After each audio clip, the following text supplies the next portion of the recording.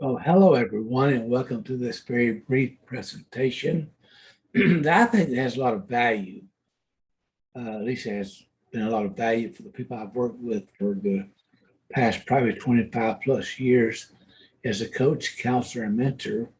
My name is Dr. Cecil Cockerham, and I'll be your guide for this brief presentation on the key to emotional healing. If you have followed me at any time at all, you know that I've been involved with healing for many, many years. So let's get right into the presentation. I don't want to waste time about who I am. If you follow me for any time at all, you know who I am. I love this quote here. You can run as fast as you can. You can try to numb or blot out the pain. You can move across the world, but you can't outrun your emotions. Let me say that one more time. If you don't get anything else from this presentation, this is enough for you to take the time to watch.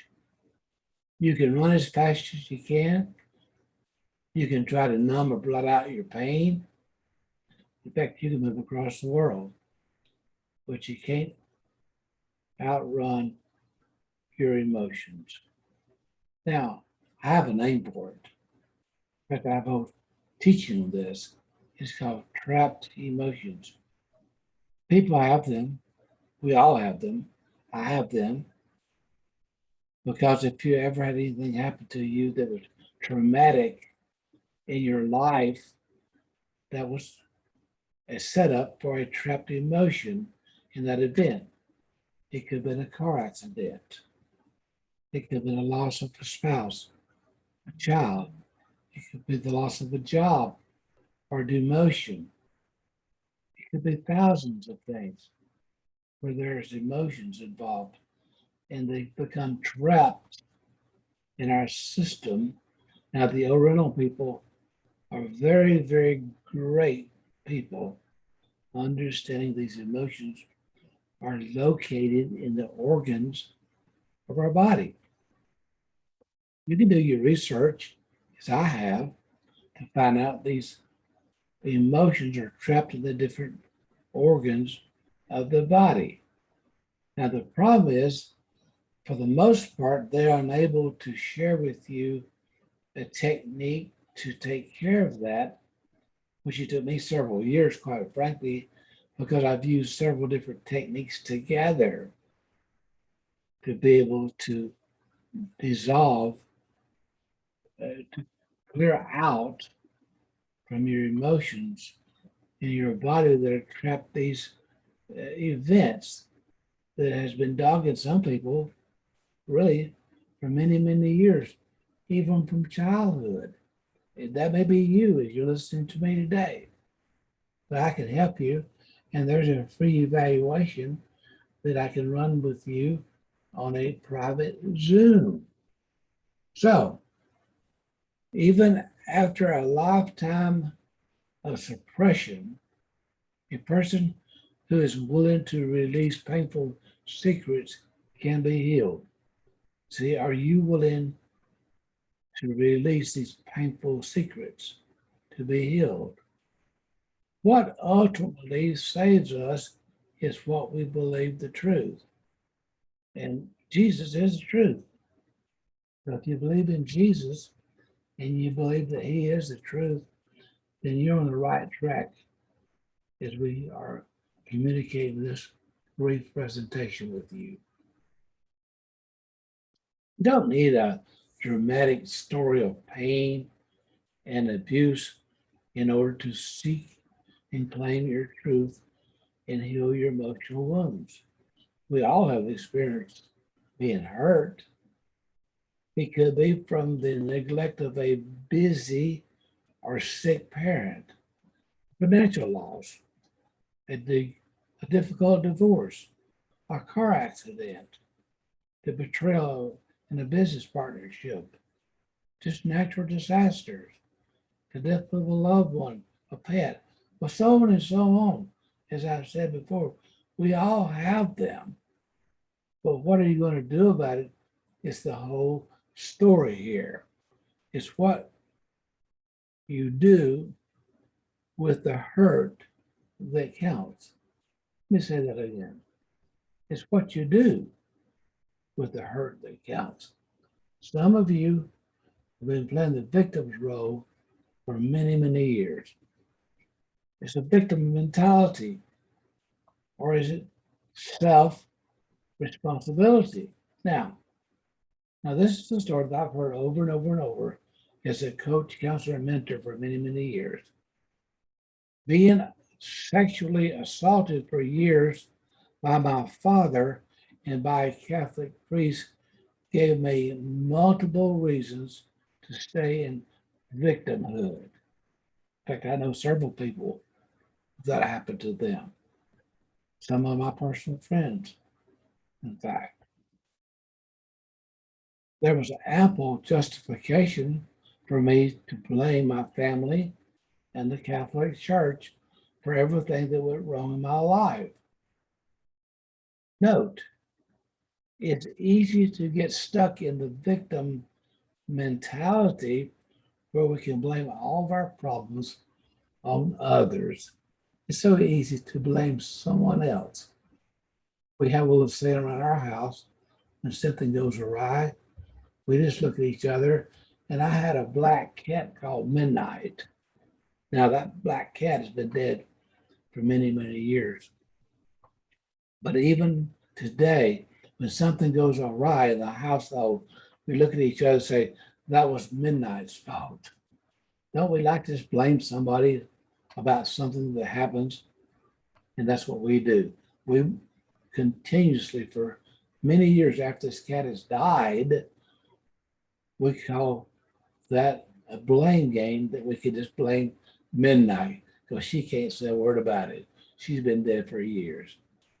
I want to be clear about the difference between being a victim and having a victim's mentality. Many people are victims of terrible ordeals, traumas, physical, sexual, emotional abuse, assault, violence. Now, these are terrible crimes, and I'm not dispelling that in any possible way. But note, it is how we respond to these situations and process our feelings that determines if we remain victims throughout our lives. What are you going to do about it? Are you listening to me today and you're a victim of some horrific things that happened to your life that you really had no control over? But are you going to just tell all your friends that listen to you, you keep saying that same thing over and over? And it's not helping a bit. It's just keeping that alive in your life. And that's happened to a lot of people that I personally know today. I understand the dynamics of how someone finds reasons to stay in the feeling of self pity. Oh, my life is so hard. No one gives me a break. My family ruined the chance I had to succeed in life. Oh, how many times have I heard that in my ministry over the last 25 plus years? Some people I have met continue to blame others for their ill fortune and spend a lifetime soliciting others to feel sorry for them. Are you reading some of those things on social media today? I know I have every week. I read somebody that's got the sad story, and they want somebody to feel sorry for them. Was your home blown away in a hurricane? Or did you lose all your possessions? Now, I live in the Houston area, and as you know, we've had some devastating situations with these hurricanes in the past years. It's just one of the things that reoccurs in the Houston area. So get used to it. It's just part of life. Did your mother beat you black and blue every time she got drunk? Did your brother and his friends gang rape you when you were 10? Were you laid off in this economy? Many people were. Did you get a really, really bad diagnosis? I'm not downplaying the fact that you could get a bad diagnosis. But are you just going to be a victim all of your life and tell everybody your woes? In fact, I see people, even friends of mine, who just talk about all the things in their personal life that comes up every week on YouTube. Now, I don't care about what's going on in their lives. It could be true, a trauma. But do you need to tell the world about all your traumatic events every week? I don't think so. Yes, bad things do happen to good people. Victim mentality is seeing whatever bad thing happens or happened to you as an insurmountable obstacle in life instead of seeing it as a challenge to be an overcomer. Now, I believe we come from a point of a victim, not being a victim, but a victor. We are the victor. We come from a victor's point of view, not a victim. You understand what I'm saying there? No, it can be a foundation for inner strength and compassion. It's an opportunity to recognize your divinity is your identity. Let me say that. If you follow me for any time, you know I'm very, very big in understanding your divinity is your identity. You're a divine being birthed out of God, our Father, who is the Father of all beings. We're just spirits slowed down to visibility, as someone has said, that we can recognize on the earth the real who we are, which is a divine being clothed with skin, that we can recognize each other in this physical plane that we call living on earth. Staying in a victim's mentality gives a person a feeling of power. Oh, the poor victim. Look how much he or she suffered. Oh, let me help you. Instead of feeling disempowered by the bad experience, there's the hidden benefit capturing others' attention. I think I see that more and more on Facebook. The victim gets stuck in a cycle of negative pleasure. I know somebody personally that they've been living with this negative cycle of pressure from a situation that was 50 years ago. Now, look at what bad shape I'm in. I need your help. Look at the bad shape I'm in. I need your help. Note, what the victim is saying subconsciously is this: this is my way of controlling you and feeling a sense of personal power. Wow. This is a real story. This lady was married to a man who verbally abused her so badly that her self esteem was in disarray. And that's true. When he suddenly left her for another woman, instead of feeling relief that her abuser was gone, she couldn't stop repeating her sad tale to anyone who would listen. Maybe someday she'd find that perfect person who would hear her story, wave a magic wand, and free her from her emotional pain. Now, I have a name for this, and I call it trapped emotions. That's my name for it. The Asian folks, they have this thing about emotions are lodged in the different organs of the body. I studied that. Now, they don't know exactly how to take care of the problem, but they're good at recognizing the problem. So, what I've learned through much study, I've combined several techniques together in order to recognize and remove. Let me say that again, to recognize and remove those negative emotions that's been dogging some people for a lifetime. But no matter how difficult it is to let go of the status of being a victim, there's always a choice, a way to do something constructive. The person would have to be willing to leave behind patterns of negativity and get counseling. And that's the reason why I've been in the coaching, counseling, and mentoring arena for many, many years. People just need to have a little help, hope, and healing. That's one of my sayings that I've been using for years. Help, hope, and healing. They need that because they're bogged down with these trapped emotions. The person would have to stop telling their sad story to everyone and learn to greet the world with a more positive attitude. Your gratitude about life can take you a long way. If you're living in a victim mentality, the little power it gives you is keeping you from expressing your full potential.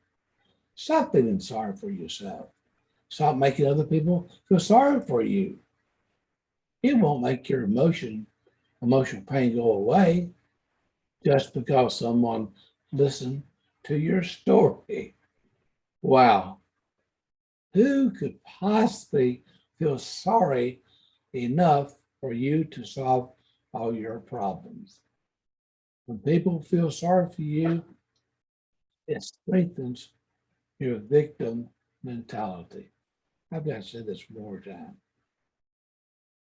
Who could possibly feel sorry enough for you to solve all your problems? Think about that. That's a power statement. When people feel sorry for you, it just strengthens your victim mentality. That's all it's doing. You need to get help, then you need to contact me. DRCECIL at IOCC.us. That's Dr. Cecil at IOCC.us for a absolutely free Zoom evaluation. I'll send you a link. You can get on the Zoom. It won't cost you anything. And we'll make a little assessment of where you are bogged down perhaps in those trapped emotions. And I have some help for you. In fact, I'll give you some help absolutely free. I always tell people if you don't like free, I'll give you a refund. It's no tongue-in-cheek thing I've come up with many, many years ago. If you don't like what I give you, I'll give you a refund. You see, there's no reason why, if you're bogged down with the emotions, that you can't just email me. I'll send you a link, and at your convenience, we'll get together with the free Zoom. Doesn't cost you anything. And we'll talk about how you can be free from these trapped emotions that have perhaps been dogging you for many, many years.